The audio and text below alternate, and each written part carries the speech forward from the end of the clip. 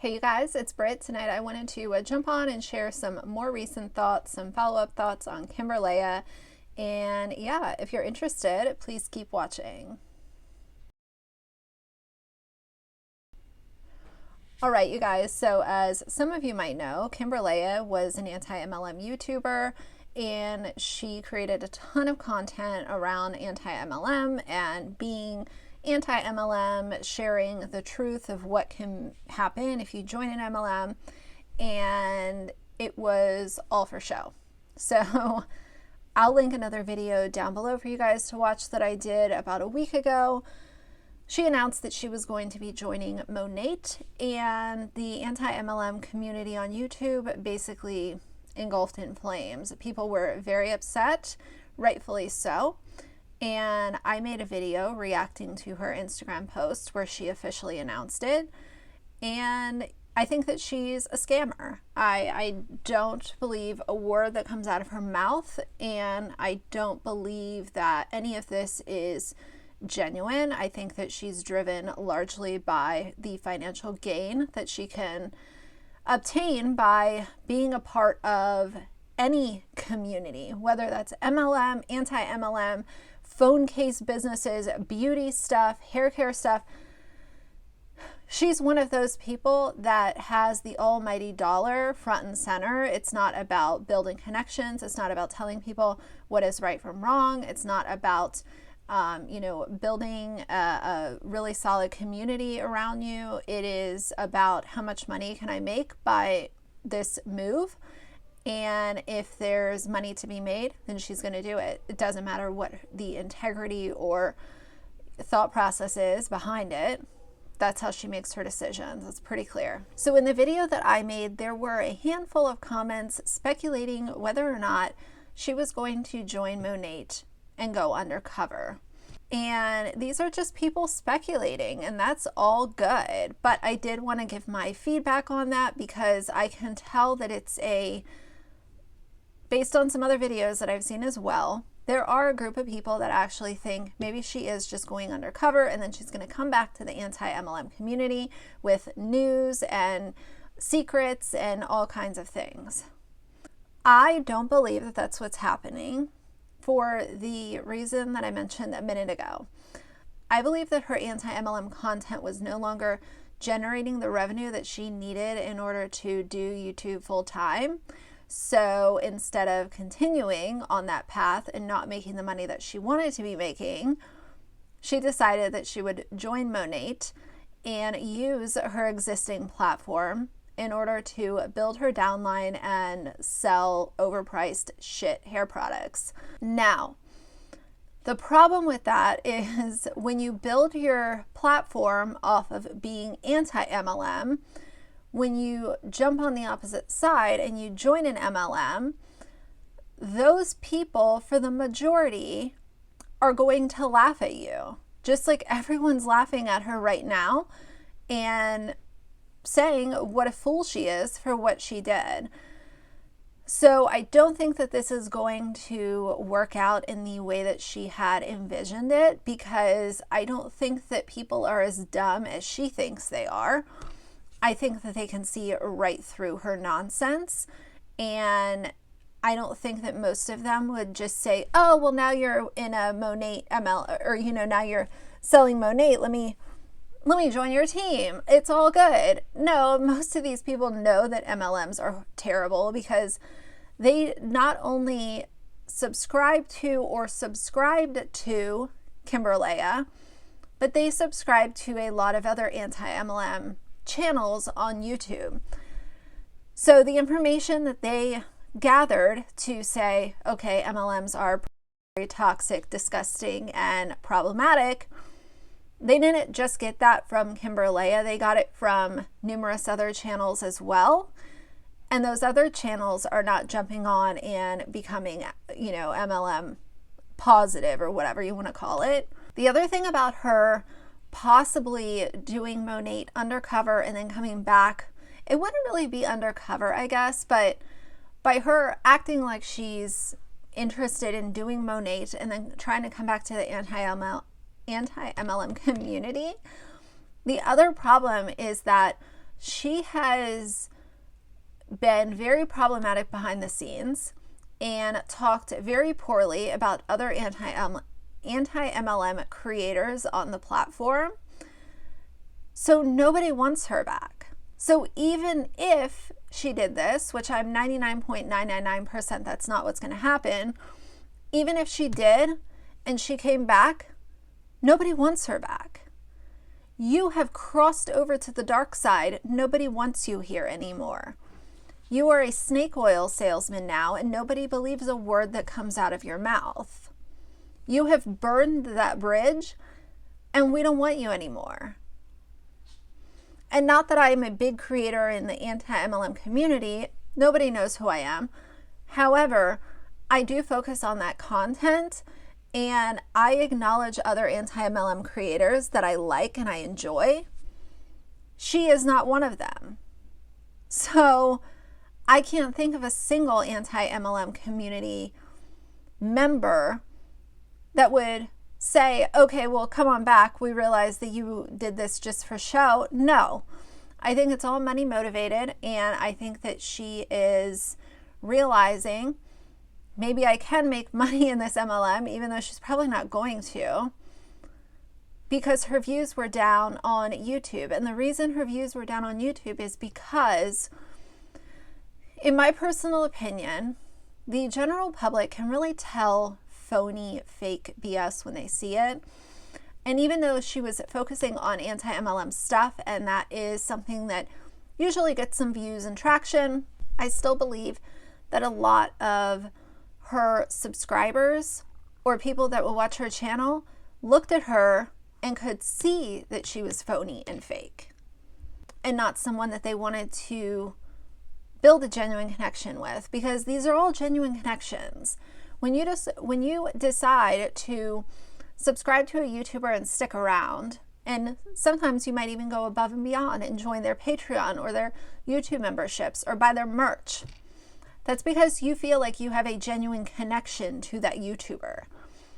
I've talked before about parasocial relationships and how I think that subscribers do need to draw a line in the sand, because nobody knows YouTubers. You're seeing a small section of their daily life, sometimes if they daily upload. But either way, you're seeing a small part of their life. So you need to protect your heart and your mind and build that genuine connection, but also know when to cut it off and kind of where the buck stops. But either way, I believe that people saw through it, and that's why some of her videos earlier on did good, and then they started to decline. Something that I think is very ballsy that she does is she offers social media audits to her followers or her subscribers. Let's talk about that for a second. When I imagine someone offering a social media audit, I would expect their engagement to be sky high, and I would expect them to get a ton of likes. They have a ton of followers, and they get a ton of just engagement on their posts consistently. So I was curious, and I don't know the pricing. I don't really care. If it's $1, it's too much. So she has 48,000 followers on Instagram. Let's go through her recent posts and look at the likes. One day ago she posted and it has 502 likes. 2 days ago she posted that has 679 likes. And she's talking about how people are calling her Kimbyrleigha, rightfully so. She posted a picture of her dog that has 121 likes from 2 days ago. One of her ugly phone cases, that's 170 likes from 4 days ago. A wedding photo that has 378 likes, and I think that this is just a stock wedding photo, so I don't even know why you would do that. Picture of her ramen that has 207. Another picture of her dog, 238. Another ugly phone case selfie, 306. And then this guy, some kind of some guy that has a business podcast. I don't know who he is, Len Jones, that has 207 likes. And then the really funny thing, are y'all ready for the icing on the cake? The photo that she put out announcing her, joining Monat has 3,619 likes. I am not going to outright accuse someone of buying likes or buying followers. However, when you see the math, it is hard to ignore that being a possibility. I've read a fair amount on Instagram and what your engagement should be. My Instagram is small. If y'all want to follow me on Instagram, feel free. It's at Radiant Brit. So I've done some reading about how to build your engagement, and I don't need a ton of followers, but it is nice to talk to y'all on a different platform than YouTube, because I'm not on YouTube, during the day, whereas when I'm on my lunch break, I'll check Instagram and respond to messages and stuff, and we always have really good conversations. But I say that because I've done some reading from actual social media professionals, and the one number that they all agree on is your engagement should be about 10% of your following. So if we're looking at Kimbyrleigha's Instagram, with 48,000 subscribers, the math is pretty easy. She should be getting an average of about 4,800 likes per post. The Monat photo doesn't even reach that threshold. And if you look at all the other ones that I outlined, they're way low. So I don't really understand. Now I could see, okay, if it's hit and miss and whatever, but she's pretty consistent with posting on Instagram. So it's not like she would say fall out of the algorithm because she goes weeks without posting. I actually deal with that with Axel's Instagram because I'm pretty good about posting on his story, but as far as on his page, I have gone 2, 3, close to 4 weeks without posting an actual picture, and I just rely on his stories. So that's fine. It's my dog's Instagram. I mean, he has a pretty good following, whatever.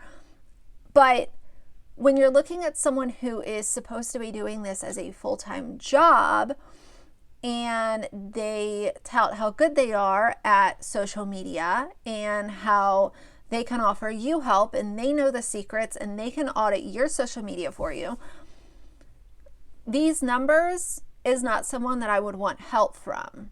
Now, again, if it's free help, sure, I'll listen, to whatever you have to say. But I don't believe that she's just out here offering free help to people. So I don't need your help. You have 48,000 followers and you struggle to get 500 likes a post. So I don't need you auditing my shit. Don't need your help. And on top of it, before I leave this kind of alone, all of the MLM huns, can you guys tell me why this is? It seems like they go nuts with the Instagram stories. Don't get me wrong, I like to post a few stories during the day. If you're explaining something, then obviously that would take up a little bit more than normal.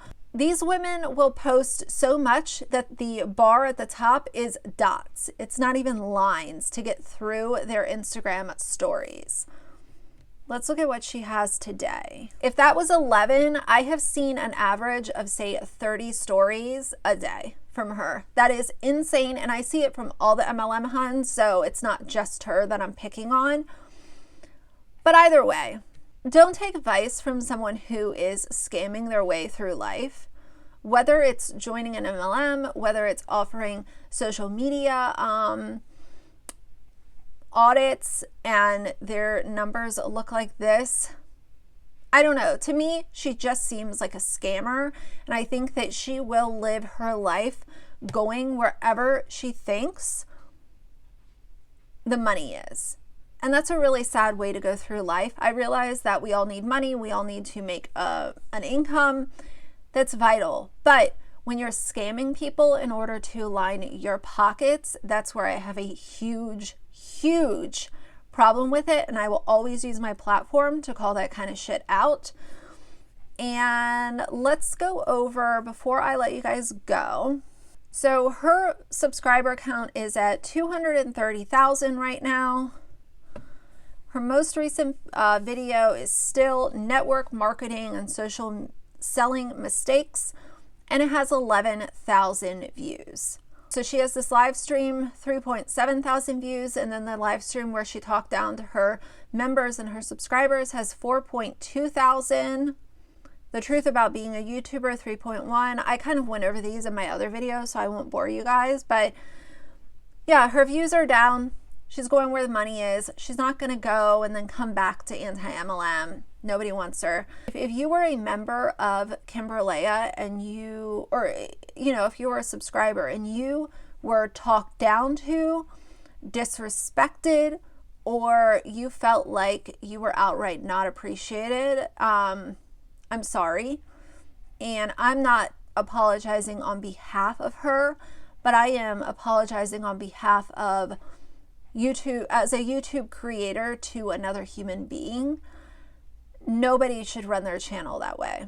We all deserve the, you know, common decency of having questions answered, and it's just like what I say with Katie Joy and Without a Crystal Ball.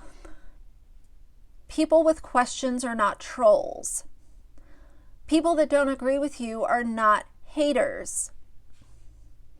It's pretty simple, but in my opinion, I think that that's what professional victims do.